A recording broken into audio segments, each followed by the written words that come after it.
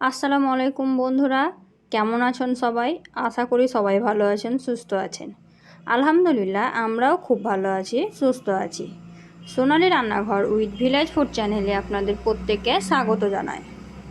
আজকে আমি আমেরিকান মাছের ডিম আর আমেরিকান মাছের রেসিপি নিয়ে চলে এসেছি। রেসিপিটা খুব সুন্দর হয়েছিল, দেখতেই তো পাচ্ছেন যে কতটা সুন্দর লাগছে দেখতে। খেতেও খুব টেস্টি হয়েছিল, তার জন্য আজকে আমি এই রেসিপিটাই আজকে আপনাদের সঙ্গে শেয়ার করলাম। মাছটা একদম আমি ঘরোয়াভাবেই রান্না করেছি, তবুও এত সুন্দর কালার এসেছে আর এত সুন্দর খেতে হয়েছিল যে শেয়ার না করে থাকতে পারলাম না। তো চলুন দেখে নেওয়া যাক যে আমি কিভাবে রান্না করেছি। এই তো আমি প্রথমে আমেরিকান মাছ নিয়েছি 600 গ্রাম। এই তো 600 গ্রাম আমেরিকান মাছকে আমি ভালোভাবে কেটে ধুয়ে পরিষ্কার করে নিয়েছি। এখানে 3টে মাছ ধরেছিল, খুব ছোট ছোট করে কাটিনি, একটু বড় বড় করেই কেটে নিয়েছি, যেহেতু ভেজে রান্না করব তার জন্য। এই তো কেটে ধুয়ে আমি ভালোভাবে পরিষ্কার করে নিয়েছি। এখন আমি হলুদ আর লবণ দিয়ে ভালোভাবে মাছটাকে মাখিয়ে নেব। এখানে আমি 1 চামচ হলুদ দিয়ে দিলাম। এবারে আমি এখানে দেব লবণ। হলুদ আর লবণ দেওয়া হয়ে গেছে, এখন আমি হাত দিয়ে ভালোভাবে মাখিয়ে নেব। এমনভাবে মাখাবো যাতে প্রত্যেকটা মাছের গায়ে ভালোভাবে হলুদ আর লবণ লাগে। মাছগুলো মাখা হয়ে গেছে, এখন আমি মাছগুলোকে ভালোভাবে ভেজে নেব। তার জন্য আমি গ্যাসের উপরে একটা কড়াই বসিয়ে দিয়েছি। এই তো দিয়ে এখন আমি ভেজে নেব। তেলটাকে প্রথমে ভালোভাবে গরম করে নেবেন, তারপরেই কিন্তু মাছগুলো দেবেন, না হলে কিন্তু মাছগুলো ভেঙে যেতে পারে। আমি তেলটাকে ভালোভাবে গরম করে নিয়েছি, এখন আমি দিয়ে দিয়েছি মাছগুলো যতক্ষণ না এক সাইড ভাজা না হবে উল্টাতে যাবেন না, না হলে ভেঙে যাবে। মাছগুলো আমার এক সাইড একটু লাল লাল হয়ে ভাজা ভাজা হয়ে গেছে, দেখলেই বুঝতে পারবেন। এখন আমি উল্টিয়ে দিচ্ছি আর এক সাইড ভাজা ভাজা হওয়ার জন্য। দেখুন মাছগুলো কিন্তু একটুও লেগে যায়নি আর ভেঙেও যায়নি, একদম গোটা গোটা আছে। তো এইভাবে একটু সময় নিয়ে আপনারাও ভেজে নেবেন। দেখুন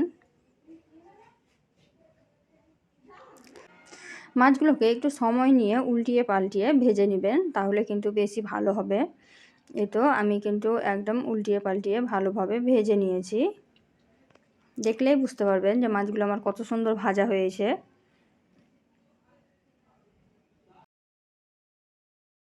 এই তো আমার মাছগুলো সুন্দরভাবে ভাজা ভাজা হয়ে গেছে, এখন আমি তুলে একটা পাত্রে রেখে দেব। একইভাবে আমি সবগুলো মাছ ভেজে দেখেন একটা পাত্রে নিয়ে নিয়েছি।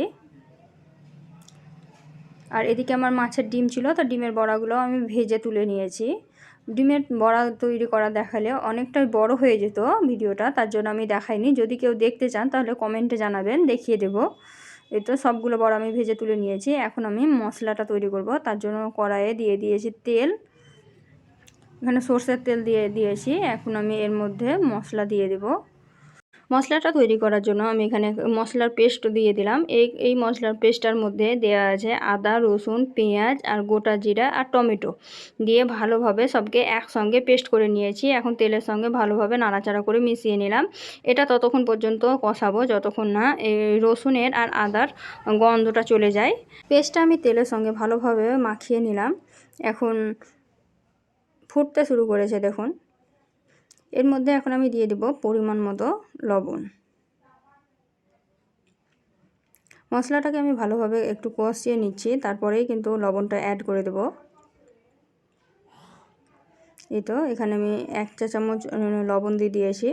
যেহেতু আমার ভাজার সময় লবণ দিয়েছিলাম, তাই খুব বেশি লবণ দেব না। এখন আমি এখানে দিয়ে দিলাম 1/2 চা চামচ লঙ্কা গুঁড়ো। এখন এর মধ্যে অ্যাড করে দেব 1/2 চা চামচ হলুদ গুঁড়ো। মাছটা হলুদ আর লবণ দিয়ে ভাজা ছিল, তাই খুব বেশি দেব না। আর এখানে আমি 1 চা চামচ জিরা ধনিয়া পাউডার দিয়ে দিলাম, দিয়ে ভালোভাবে মশলাটাকে আমি কষিয়ে নিচ্ছি। এখানে আমি ঘরে থাকা মশলাগুলোই ব্যবহার করেছি, এক্সট্রা কোনো মশলা ব্যবহার করিনি। তবুও মাছের স্বাদটা অসাধারণ হয়েছিল। দেখুন আমি খুব কম তেলে কিন্তু মাছটা রান্না করছি, যেহেতু মাছটা ভাজা আছে, মাছের গা থেকেও তেল ছাড়বে, তার জন্য আমি এখানে খুব অল্প তেল ব্যবহার করেছি। আর এখন আমি মশলাটা ভালোভাবে যাতে কষানো হয় তার জন্য আমি এখানে অ্যাড করে দিলাম একটু জল দিয়ে ভালোভাবে মশলাটাকে আমি কষিয়ে নেব। ভিডিও যদি প্রথমবার দেখে থাকেন আর এই চ্যানেলের যদি নতুন সদস্য হয়ে থাকেন তবে অবশ্যই আমার চ্যানেলটিকে সাবস্ক্রাইব করে নেবেন আর পাশে থাকা বেল আইকনটিকে প্রেস করতে ভুলবেন না। আর ভিডিওটি যদি ভালো লেগে থাকে তবে অবশ্যই একটা লাইক করে দেবেন। আপনার একটি লাইক আমাদেরকে নতুন নতুন রেসিপি তৈরি করতে উৎসাহ দেয় আর আমাদেরকে নতুন নতুন ভিডিও তৈরি করতে আরও আগ্রহ বাড়ে আমাদের। তার জন্য একটা লাইক অবশ্যই করে দেবেন আর রেসিপিটি যদি ভালো লেগে থাকে তাহলে একটা শেয়ার করে দেবেন আর ভিডিওটি কোথা থেকে দেখছেন কমেন্টে জানাতে ভুলবেন না। এই তো মশলাটা আমার প্রায় কষা কষা হয়ে গেছে, দেখুন তেল ছাড়তে শুরু করে দিয়েছে। আরও একটু আমি ভালোভাবে কষিয়ে নেব, তাহলেই মাছের কালারটা খুব সুন্দর আসবে। মশলাটা যত ভালোভাবে কষাবেন আপনার মাছের কালারটাও কিন্তু ততটাই সুন্দর হবে। ওইটা কিন্তু মশলা কষানোর উপরেই পুরোপুরি নির্ভর করে। তার জন্য মশলাটা আপনি একটু ধৈর্য ধরে সময় নিয়ে কষাবেন। ভিডিওটি যদি ফেসবুক থেকে দেখে থাকেন তবে অবশ্যই আমার ফেসবুকের পেজটিকে ফলো করে রাখবেন। মশলাটা কিন্তু আমি খুব সুন্দর করে কষিয়ে নিয়েছি। এখন আমি এর মধ্যে জল অ্যাড করে দেব। এই তো আমি জল অ্যাড করে দিলাম। জলটা আমি একটু বেশি পরিমাণে অ্যাড করব, যেহেতু এখানে ডিম অ্যাড করব, মাছের ডিমের বড়া, তো মাছের ডিমের বড়াতে জলটা টেনে নেবে। তার জন্য আমি একটু বেশি করে দিয়ে দিলাম যাতে ডুবো ডুবো মাছটা হয়। এখন জলটা ফুটে গেছে, মাছগুলো আমি দিয়ে দেব। দেখেন একে একে আমি সবগুলো মাছ দিয়ে দিলাম। এখন ওপর থেকে আমি ডিমের বড়াগুলো দিয়ে দেব। এইভাবে মাছের সঙ্গে মাছের ডিমের বড়া দিয়ে রান্না করে দেখবেন। মাছের ডিমটাও যতটা টেস্টি হবে মাছটাও ততটাই টেস্টি হবে, দুর্দান্ত লাগে খেতে। এখন আমি ঢাকা দিয়ে 5 মিনিট মতো রান্না করে নেব। এটা খুব বেশি রান্না করব না, দেখুন আমি ভালোভাবে 5 মিনিট ধরে রান্না করে নিয়েছি। এই তো দেখলেই বুঝতে পারবেন যে কতটা সুন্দর হয়েছে।